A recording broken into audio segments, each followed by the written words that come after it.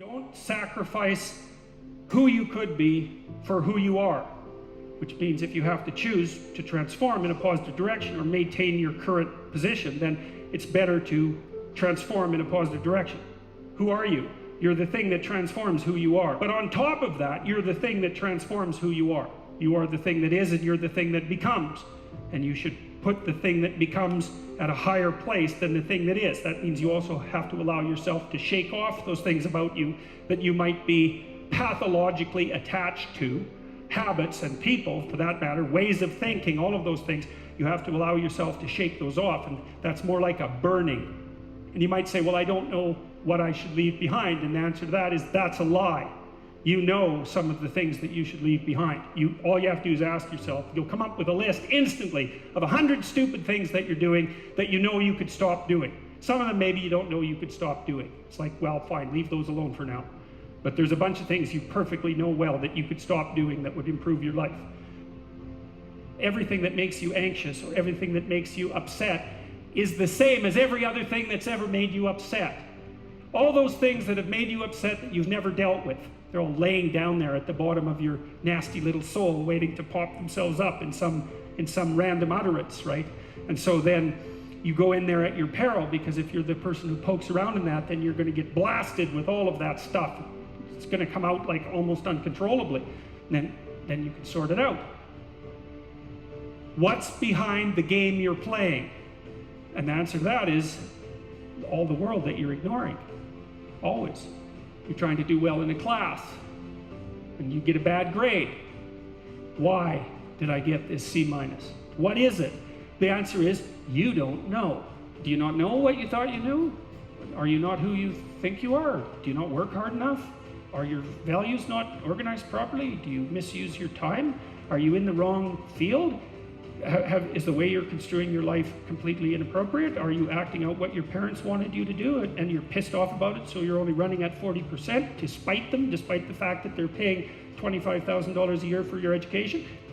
When you're in the world and something objects to you, something that matters objects to you, then in the entire unrealized world is in that thing that objects. It's all tangled up inside it. That's why it's the great dragon of chaos. It's everything that's outside of your conceptual structure. And what is that? It's everything that lurks outside of your walled city. Well, you get your C- and you don't do anything about it. Maybe you're a little bitter and more resentful, and your study habits get a little worse. So the next time you get like a D+, and then you collect a bunch of Fs, and then you stop going to school, and then you stop showering, right? Then you end up jumping off the bridge. And so that's how the dragon eats you when you don't pay attention to it. And so it's no bloody wonder that people avoid, you know. It's really no wonder that they avoid, because error messages contain within them the implicit world. Now, the upside of that is, well, they contain within them the implicit world. And the world isn't all negative. The C- can be the best gift you ever had, and that's the gold that the dragon hoards, right? That's exactly what that means. Every time you try to learn something, you're going to make a mistake, because what do you know? So you're going to make mistakes. And if the rule is every time you make a mistake, you're going to go jump off the bridge, then that's not a useful problem-solving strategy. And so when you make a mistake, you don't get to beat yourself to death with a club. You've got a problem. Something has objected to you. Then the question is, well, what does that mean? Well, maybe you're not looking at the world right. Maybe your goals are wrong. Maybe you're not acting properly.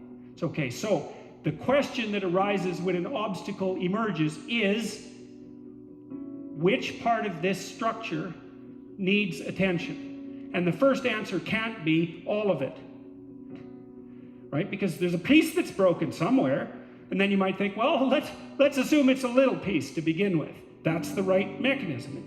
Watch the people around you like a hawk. Whenever they do something that you think is good, you tell them, try to do something good, and creep right back into their persona, and they'll look around, see if anyone noticed. And sometimes they'll get punished for it, and then they won't do it again, so don't do that. But then, now and then you think, hey, I saw you do this. That was actually pretty good. I know you don't want to, because you really want to dominate them. And you don't want them thriving, because then they'd be competition to you, and you wouldn't be able to go complain to your mother about what a miserable partner you have, and you know how delightful that is. So you have to forego all that pleasure if you actually helped your person develop. So you got to get over all that. It's really annoying. It's dangerous because they might outshine you. Well, good. Then you have someone to compare yourself to. That'd be a good deal. It's really rough with kids, because parents will stop their children from succeeding beyond them. They get jealous, and then they'll put them down, and then they have kids that do not like them, and they'll pay for it.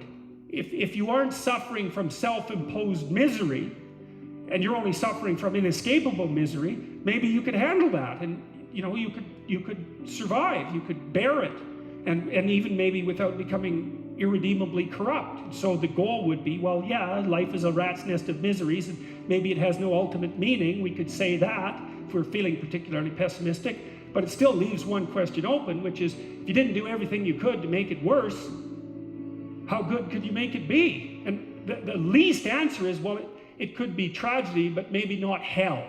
That's the most pessimistic, proper statement.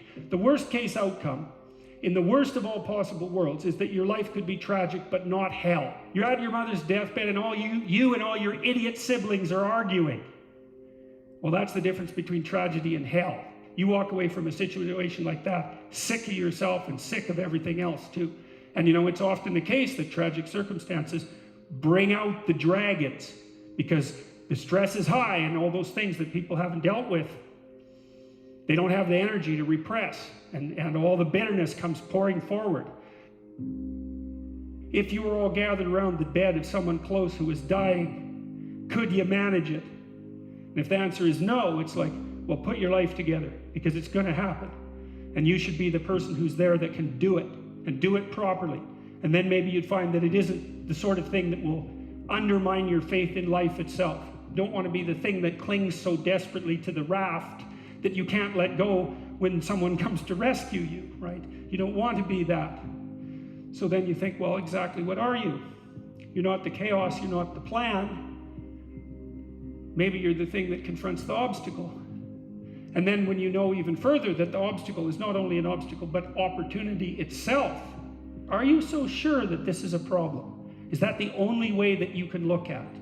Or is it an opportunity? And maybe you're in the order and maybe you're in the chaos, but those can flip on you. And maybe you shouldn't be in either of those places. Maybe you should be right in the middle. That's when you go down, you see, when you're down in chaos and you don't know what the hell's going on, you have to rediscover the values that have oriented people forever. That's what you have to discover. So for example, when I'm dealing with people who have post-traumatic stress disorder, and they've usually encountered someone malevolent, they have to relearn the description of good and evil. Because if they don't, they have no framework. They're lost. They think, well, there's malevolence afoot in the world, because the only thing that a monster won't mess with is another monster. And you might say, well, I don't want to transform myself into a monster. It's like, you don't have a choice. You can either be a pathetic monster, or you can be a monster with some power. Those are your options. There's no non-monster alternative. Weak or strong. And I don't mean strong like dominating tyrant strength. That isn't what I mean at all. I mean strength like functioning at a funeral strength. And that's a kind of monstrosity. And when you're down in chaos, that's what you have to rediscover. You want to be safe? Forget that. That's not in the cards. You're not going to be safe. Well, then you have to be meta-safe. And that's way better, because then you're not safe, but you know how to cope with danger. Well, fine. That solves the problem. And maybe it's even a better solution, because if you're safe, then you just have to stay in your burrow. But if you can confront danger, then you could go wherever you want and you can have an adventure. And maybe that's what you need to do, is to go out and have an adventure. So you don't even want safety, because how exciting is that? Let's say we made you perfectly safe. All that you had to do was eat cakes and worry yourself with the continuation of the species. What would you do? You'd smash it all down as soon as you possibly could, just so you had something interesting and challenging to do. So you don't want safety. You want to be able to cope with danger. That's a whole different thing. You don't get to be safe ever again. Well, so what happens? You get to be stronger. Well, hey, turns out that's a better bargain anyways.